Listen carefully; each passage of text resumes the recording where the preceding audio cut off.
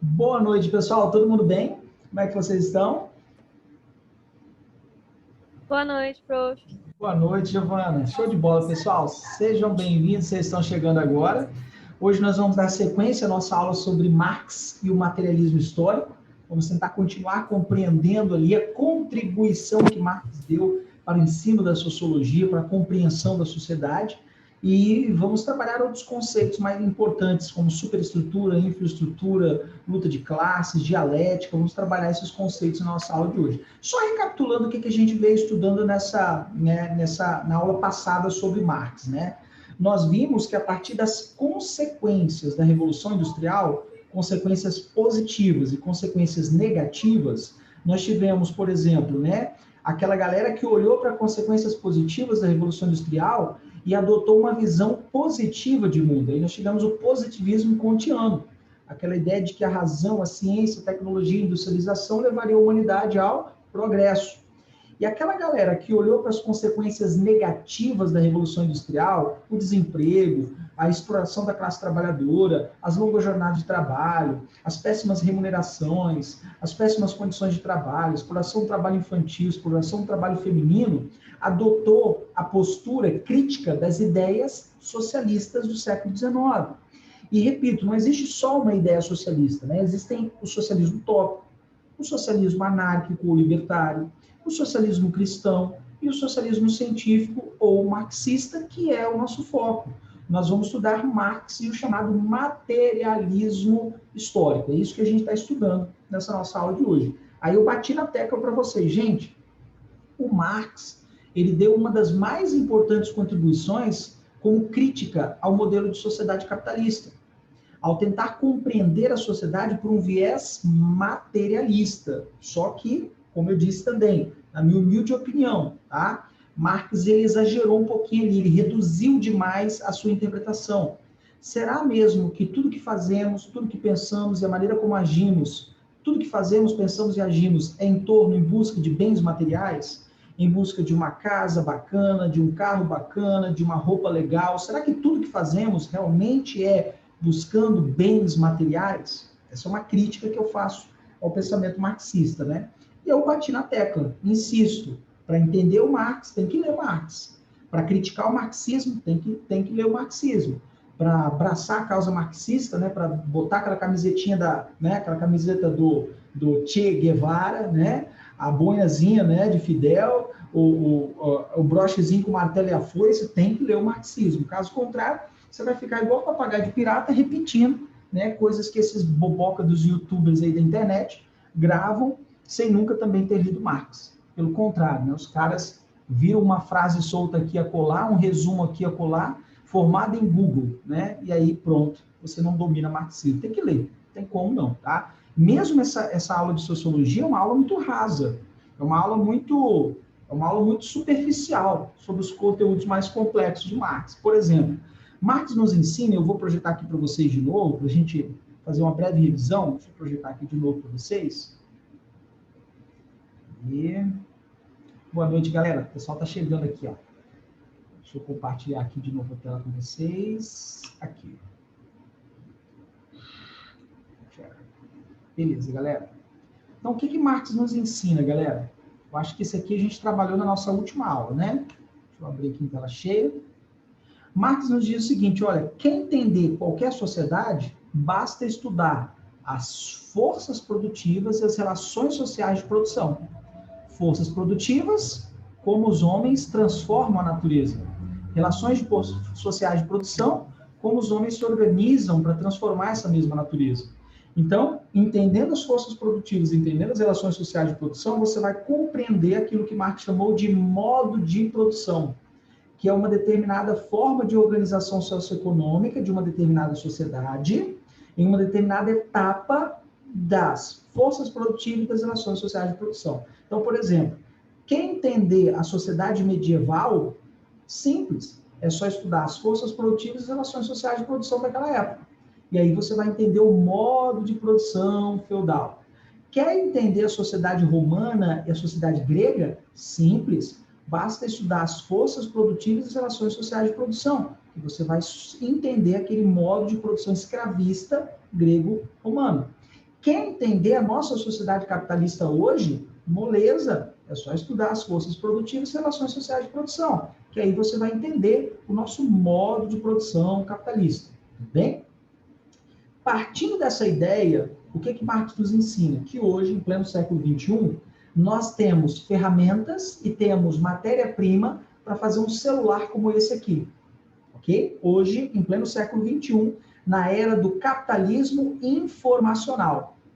Mas, porém, todavia, no entanto, na Idade Média, não havia nem ferramenta, nem tecnologia, e menos ainda matéria-prima disponível para o homem, para ele produzir algo como próximo desse celular.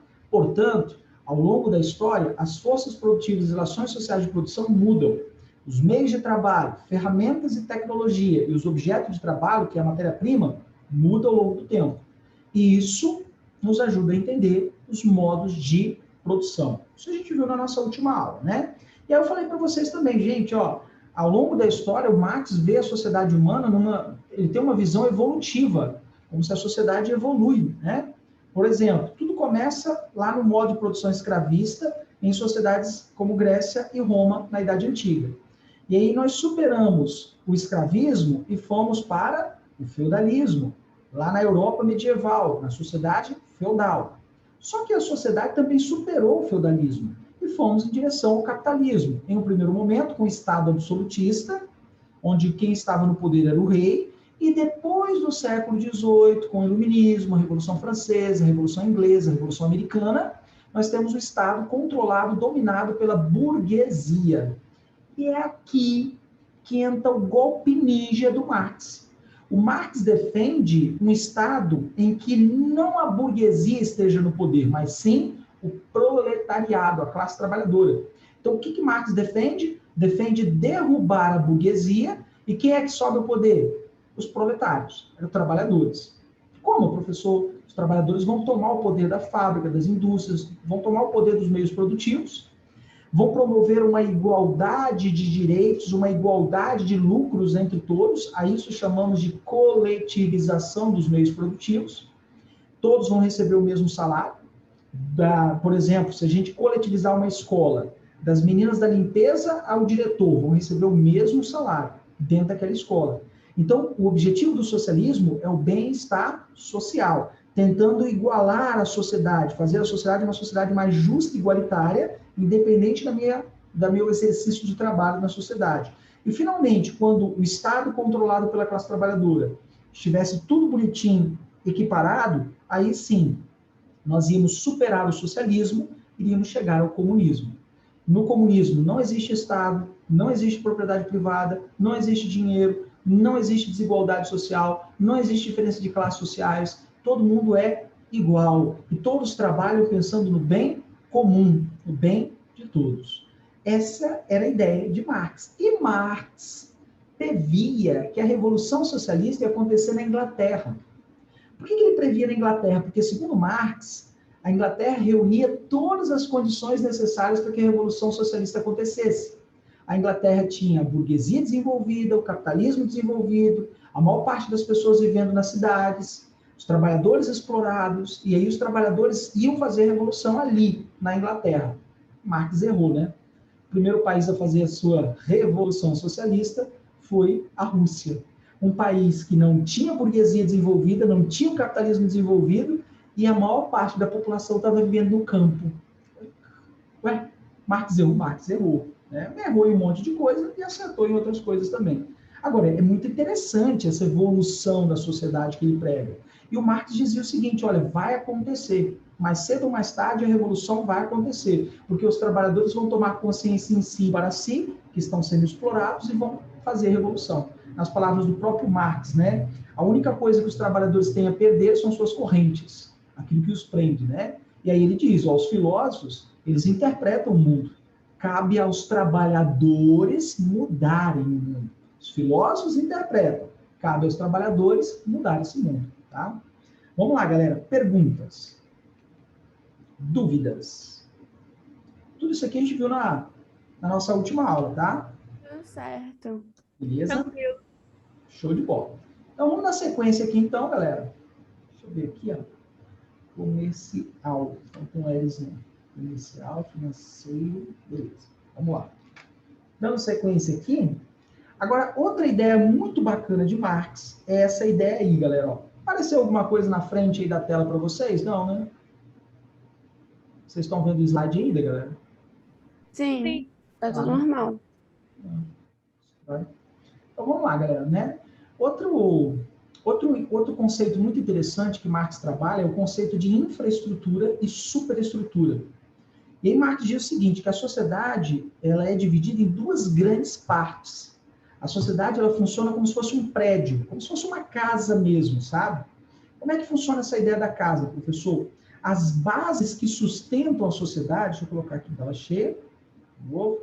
As bases que sustentam a sociedade, assim como em um prédio, em uma casa, devem ser bases muito fortes, muito rígidas. Então, no nosso mundo hoje, na nossa sociedade capitalista,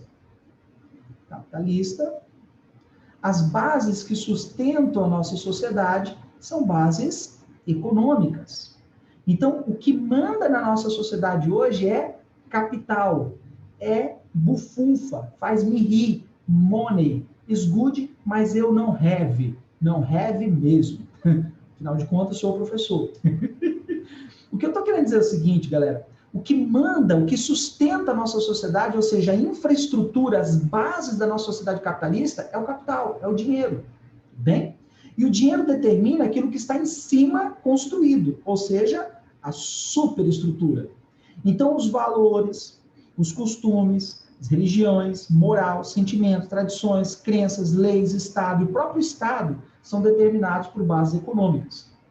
Exemplo, a própria religião, pequenas igrejas, grandes negócios. A religião virou negócio. A fé se transformou em mercadoria, a mercantilização da fé. Você faz o que faz, pensa como pensa, age como age, porque você busca dinheiro, bufunfa, faz-me rir.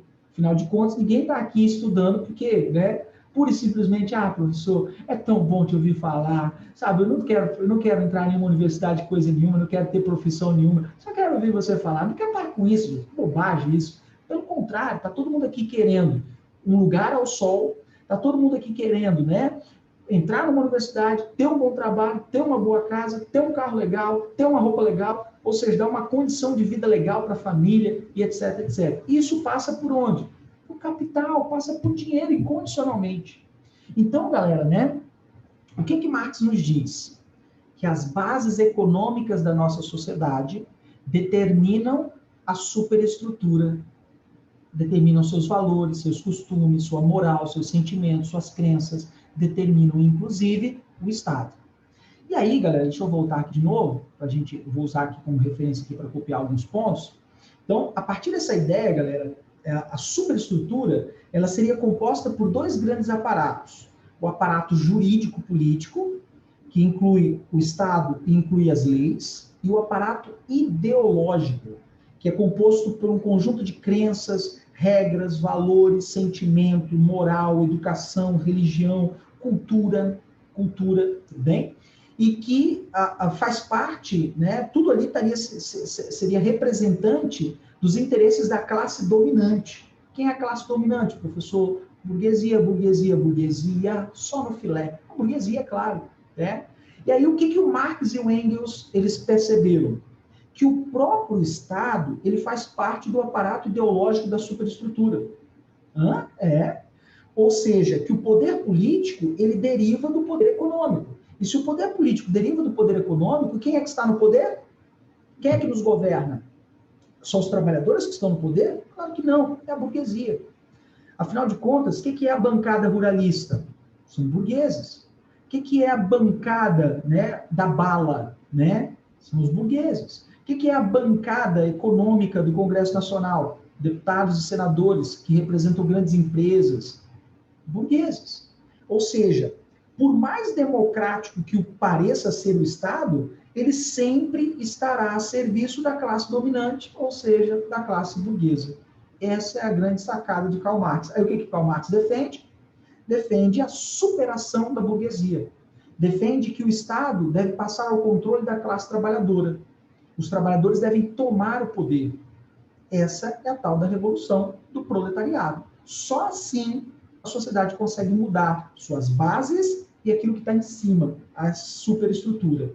Infraestrutura é a base, superestrutura é a casinha, tudo bem? Então vamos colocar algumas anotações aqui que são importantes, tá? Então o Estado, como eu disse para vocês, ele faz parte do aparato ideológico da superestrutura. Então o Estado faz parte do aparato ideológico da superestrutura. Levando em consideração que também, galera, né, o poder político deriva do poder econômico. Então, o poder político deriva do poder econômico. Por exemplo, vocês vão estudar na história do Brasil a República Oligárquica, também chamada de República Velha, né? Existe uma fase da história do Brasil que as bases da nossa economia eram o café e eram as elites cafeeiras que governavam o Brasil, Minas Gerais e São Paulo. Aquela política do café com leite, política dos governadores, o coronelismo, o voto do cabresto, currais eleitorais e tudo mais. Ou seja, nós vivemos ali de 1894 até 1930, um período da República Brasileira chamada República das Oligarquias, em que a elite econômica esteve no poder. Os cafeicultores governaram o Brasil naquele troca-troca lá no mais alto cargo do executivo, 4 anos um mineiro, 4 anos um paulista, 4 anos um mineiro, 4 anos um paulista. Mudou muita coisa de lá para cá? Entende? Então, o poder político deriva do poder econômico, sem sombra de dúvida. Isso é um fato. Marx acertou nisso, pode ter certeza disso. E, automaticamente, quem é que está no poder? A burguesia. O Estado, portanto, ele está a serviço da classe dominante. Então, o Estado está a serviço da classe dominante. Ou vocês acham mesmo que a reforma trabalhista beneficiou os trabalhadores? Ou vocês acham mesmo que a reforma da Previdência foi para os trabalhadores? Ou vocês acham mesmo que a reforma tributária que vai vir por aí, que quer tributar inclusive os livros em 20%, 25%, é para os trabalhadores? Será que mesmo? Né? Bom, vamos lá, galera. Perguntas, dúvidas? Tranquilo. Vírus? Todo mundo entendeu o que é a superestrutura, o que é a infraestrutura? Pessoal, posso perguntar uma coisa que foge um Claro. pouquinho, mas está dentro? Uhum. Política, tipo assim, tem uma definição, tipo, o que é política? Claro. É sempre uma relação de mandado, tipo assim, um faz, outro obedece? Não. Isso que estamos fazendo agora envolve política, entende? O termo política, na etimologia da palavra, vem de polis.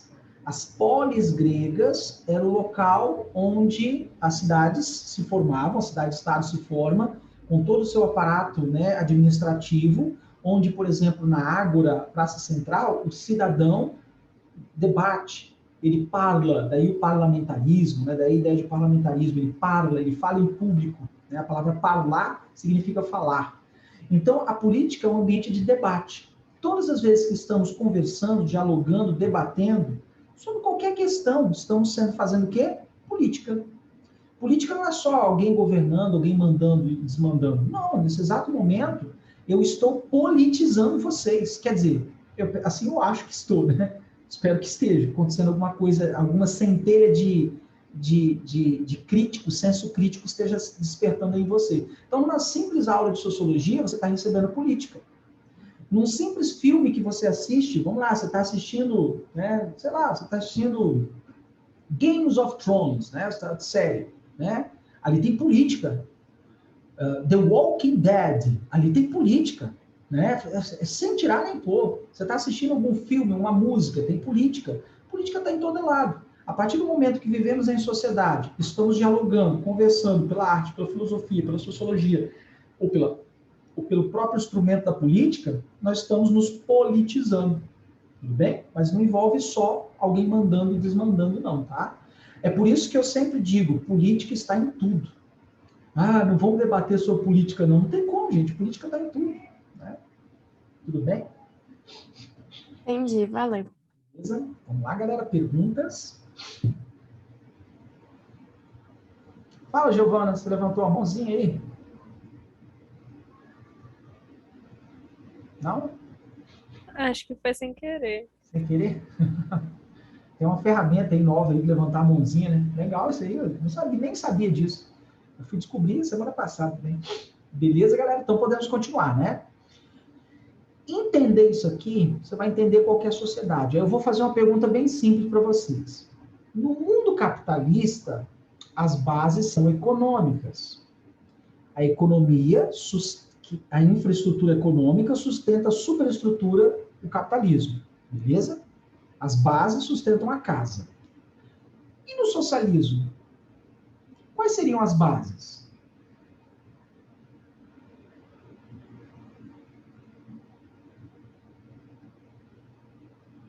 Tira casaco, põe casaco, tira casaco. Vamos lá, galera, pensa aí. No capitalismo, é o capital, é dinheiro, é a economia. Bem, essa é a infraestrutura do mundo capitalista. E se a gente superar o capitalismo? Porque não basta destruir a casa, tem que construir novas bases. Ok? Tem que construir novas bases. Quais seriam as bases de uma sociedade socialista? Calma, um de cada vez.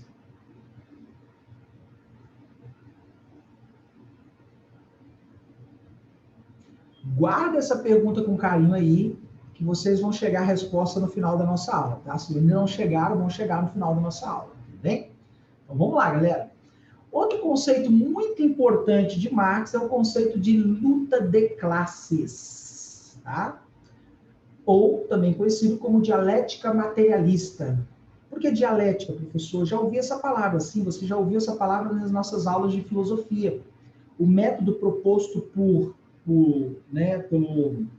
Platão é o método dialético, superando a doxa para ir ao conhecimento. Né? A doxa para ir em direção à episteme. E o que é a dialética? Duas ideias, dois conceitos que se chocam, formando algo novo. Ok? Essa é a ideia da dialética. Tá? E o Marx ele diz que a história de todas as sociedades, até os dias de hoje, é uma história que é uma história de luta de classes. A luta de classes é uma espécie de motor da história. É da luta de classes que emerge toda a dinâmica da história. Se a história muda, se ela se transforma, é porque tem classes sociais se chocando. Dialética, olha isso, choque de luta de classes. Tá?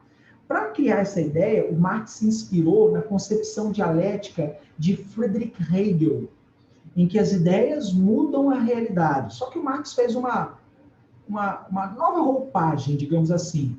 Uma roupagem de que a realidade é que determina as ideias. Ou seja, a realidade de exploração da classe trabalhadora, de miséria, pobreza, desigualdade, longa jornada de trabalho, exploração do trabalho infantil, que levou à ideia de revolução do proletariado. Então, a partir daquela realidade imposta pela Revolução Industrial, que são as consequências negativas da Revolução Industrial, fez com que algumas pessoas tivessem a ideia de mudar a sociedade. Então, a história humana é construída pelo quê? Por forças antagônicas. Então, vamos lá, vamos sintetizar isso aqui, galera. Então, a história de todas as sociedades é uma história composta de luta de classes. A história de todas as sociedades é composta de luta de classes. Será que Marx está certo? Será? Vamos voltar em Atenas, lá na Grécia Antiga? Eupátridas versus Georgóis Demiurgos. Vamos voltar na Roma? Patrícios contra plebeus. Professor, é verdade. Idade Média, senhor feudal contra o seu servo. Rapaz, Idade Moderna em diante, burguês contra o proletariado. Está explicado? Entende isso? Então, ao longo da história humana, o que move a história? Né? O que sempre moveu a história? Foi a luta de classe. Então, para Karl Marx, a luta de classes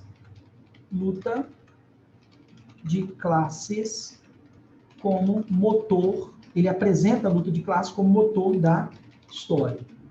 Ou seja, aquilo que faz a história se movimentar. É do choque de ideias, do choque de classes sociais que a história se transforma, que a história se muda. Tudo bem? Tá, professor, mas e aí? E aí que é dessa luta de classes que emerge a dinâmica. E a história humana é construída por forças antagônicas. A história é construída por forças antagônicas. Como é isso, professor? Vamos lá, vamos por partes aqui. Ó. O que Marx nos diz? Tá? Vamos destrinchar essa ideia. Marx nos diz que em todo momento da história existe uma tese, uma proposição, e uma antítese, uma oposição. Do choque entre a tese e a antítese surge uma síntese, ok? Ou seja, uma conclusão. Quem está no poder e quem está... aquela ideia de que quem está no poder e quem não está no poder. Quem detém os meios produtivos? A burguesia. Os que não detêm os meios produtivos? O proletariado. E aí, segundo Marx, o choque entre os que têm os meios produtivos e os que não têm o meio produtivo vão promover a revolução. O choque entre a burguesia e a classe trabalhadora vão promover a revolução. O choque entre a tese, a burguesia, e a antítese, a classe trabalhadora, vão fazer a transformação da sociedade. Bem, essa é a ideia. Aí a pergunta que eu posso fazer para vocês é o seguinte: quando é que o capitalismo se chocou com o socialismo? Quando é que o capitalismo e o socialismo se enfrentaram?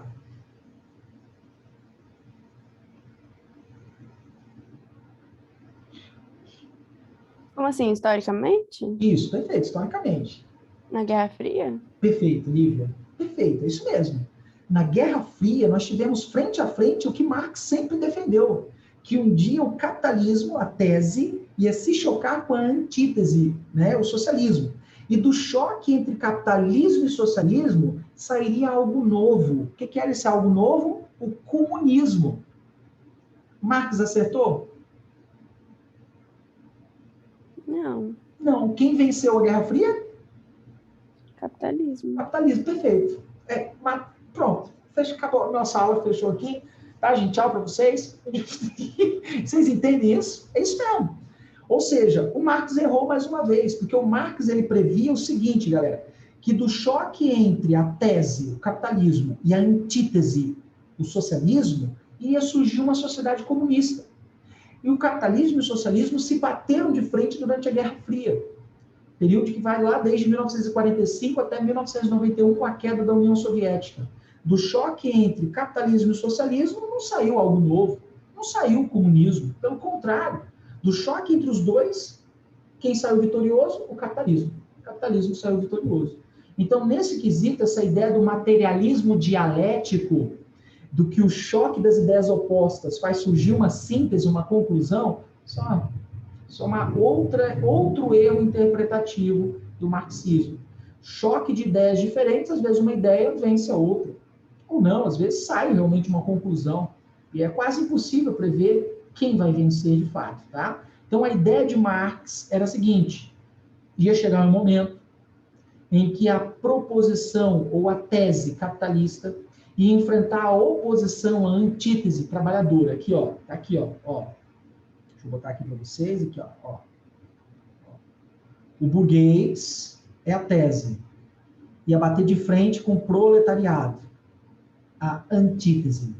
Do choque entre, né, burguesia e proletariado, algo novo surgiria. Segundo Marx, seria o comunismo. É isso que ele defendia.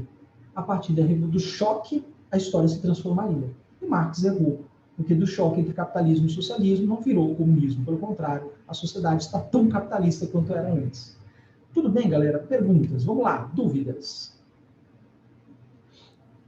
Ok. Beleza? Show de bola, então. Professor, você acha que isso pode vir a se chocar de novo? Eu acredito que não. Eu acho que o socialismo já teve sua oportunidade, e quando ele teve sua oportunidade, o que ele se transformou? Em ditaduras de esquerda. Então as pessoas temem ditaduras, as pessoas aprenderam com as ditaduras, tanto as ditaduras de esquerda quanto a de direita. Então a humanidade, né, tende a fugir dessa ideia. Agora, o que é perfeitamente possível? Uma social-democracia. O que é uma social-democracia? Ideias do socialismo para construir uma sociedade mais justa e igualitária com ideias do capitalismo unindo forças. Onde é que a gente tem isso, professor? Olha, países escandinavos. Suécia, Suíça, Finlândia, Dinamarca, Noruega são exemplos dessa social-democracia. Desse socialismo que é uma mescla entre capitalismo e socialismo. Se você for para a Dinamarca, por exemplo, Suécia, Finlândia, Noruega, você paga impostos gigantescos. Pagar imposto é uma característica do capitalismo. Mas, ao mesmo tempo, você tem saúde de qualidade, educação de qualidade, segurança, você tem qualidade de vida, excelentes índices de desenvolvimento humano, IDH. Por que você tem tudo isso, professor? Porque o dinheiro que você paga de impostos volta para você. E isso é fantástico. Isso é assim que deveria funcionar o capitalismo. Vou dar um outro exemplo. Suíça, Suécia, Finlândia, Noruega estão diminuindo jornadas de trabalho. De 8 para 6 horas, em algumas regiões até para 4 horas, algumas fábricas. E aí, olha que interessante. Você sai às 8 da manhã para trabalhar, você vai trabalhar só 6 horas no seu trabalho. 8, 9, 10, 11, 12, 1 hora você está em casa. Você almoça em casa.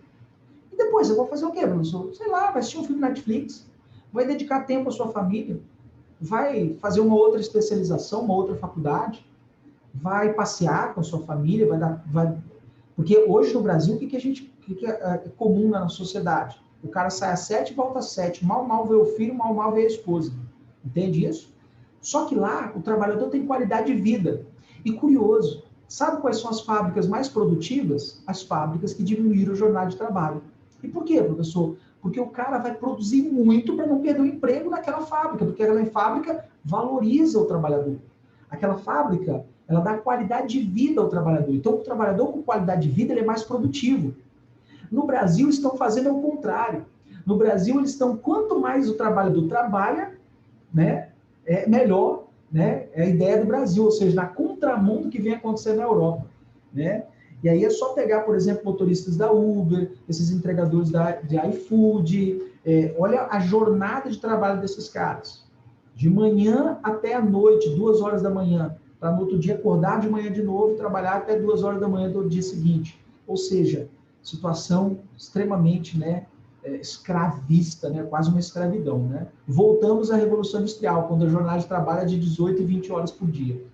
E o pensamento era de que quanto mais miserável fosse o trabalho, mais o trabalhador iria trabalhar, né? Tudo bem, pessoal? Vamos lá, perguntas. Tranquilos? Certo. Beleza? Então vamos lá. Outro conceito que, para mim, na minha humilde opinião, é um dos conceitos que Marx mais acertou, é o conceito de mais-valia. Tá? Na concepção marxista, o capitalismo ele se sustenta de que maneira? através da exploração da força de trabalho da classe trabalhadora. É assim que o capitalismo se mantém, explorando a sua força de trabalho e a minha força de trabalho.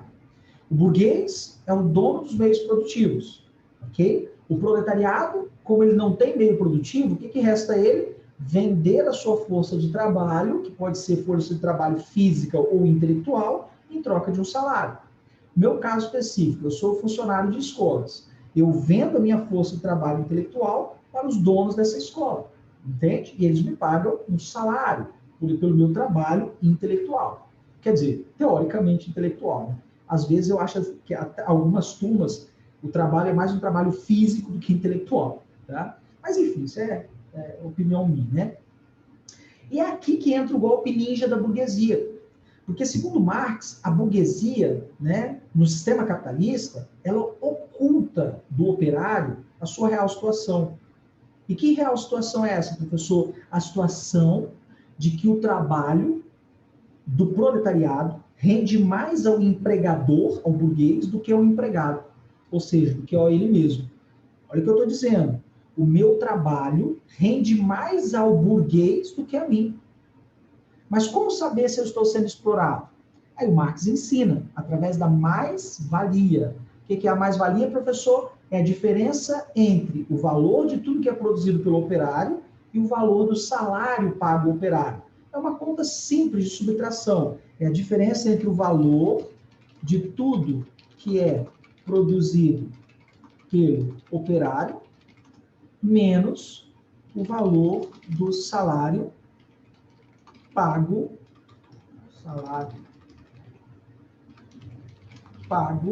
ao operário. Ok? Então, eu faço uma conta simples de subtração. O valor de tudo que é produzido menos o valor do salário pago pelo operário. A mais-valia é aquilo que a gente chama de mola propulsora, mais o resultado é a mais-valia. A mais-valia é aquilo que chamamos de a mola propulsora do capitalismo. Tá? Vou colocar aqui para vocês aqui, ó. Mais-valia. Deixa eu botar aqui de novo. Mais-valia é a mola propulsora do capitalismo. Propulsora do capitalismo.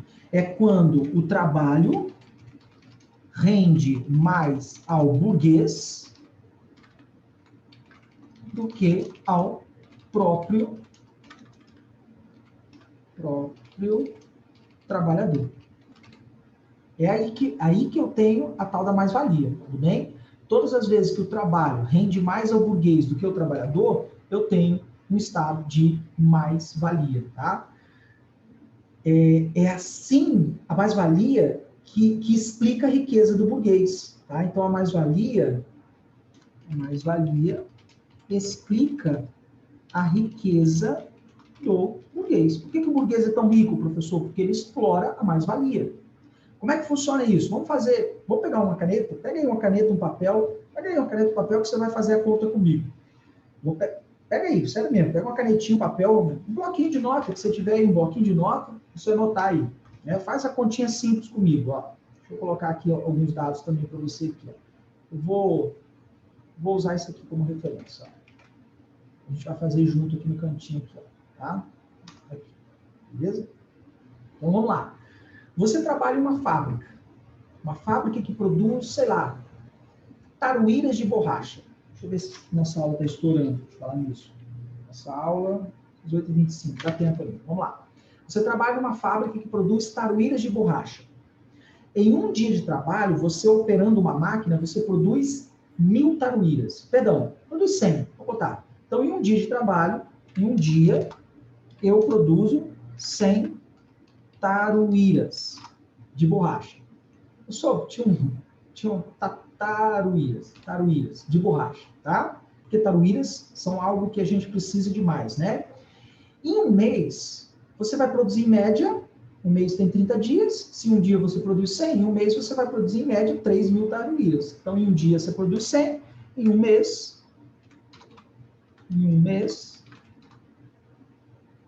você tem ali 3.000 taruíras produzidas. Cada taruíra é vendida a R$10. Então, se uma taruíra é vendida a R$10, uma taruíra custa, vou botar aqui, ó, R cifrão, custa R$10. 3.000 taruíras vão dar quanto de lucro, galera? R$30.000. Então, eu tenho de lucro R$30.000. O que são esses R$30.000? É o valor de tudo que eu produzi durante um mês. E quanto que o meu patrão me paga? R$1.100, que é o valor do salário mínimo atualmente. Ok? Então, salário de R$1.100. Como é que eu faço a conta? Vamos lá, vamos fazer a continha aqui, ó. O valor de tudo que é produzido, 30.000. Menos R$1.100. R$1.100. Resposta? Faz a conta aí. E aí, galera, quanto deu aí? Me ajuda aí, que eu estou sem calculadora aqui. Eu matei essa aula. 28.900. Exatamente, vamos lá. Deu R$28.900. O que é esse R$28.900, professor? É a mais-valia. Esse valor aqui é a tal da mais-valia. Olha isso. Eu, o único operário, operando uma única máquina, eu dei de lucro ao meu patrão R$28.900 para ele me pagar apenas R$1.100. Viu como ele está sendo explorado? Percebe? A maior parte das pessoas não pensa, não vê assim. Entende isso? A maior parte das pessoas não entendem a mais-valia. Não percebem como estão sendo exploradas. Entende? E é justamente essa mais-valia que gera lucros. Então, vamos lá, pensa comigo. Se eu aumentar o salário, o que acontece com a mais-valia? Diminui. Diminui. É menos lucro para quem? Para o burguês. Para o burguês. Perfeito, Lívia. Isso mesmo. Se eu aumentar o salário do trabalhador, é menos lucro para o burguês. E a mais-valia diminui. Agora, se eu aumentar a produção e não aumentar o salário,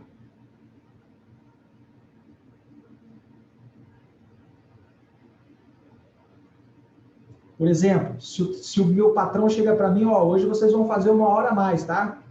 Hoje vocês vão trabalhar 1 horinha a mais todos os dias até o final do mês para compensar, sei lá, para dar mais lucro para nós.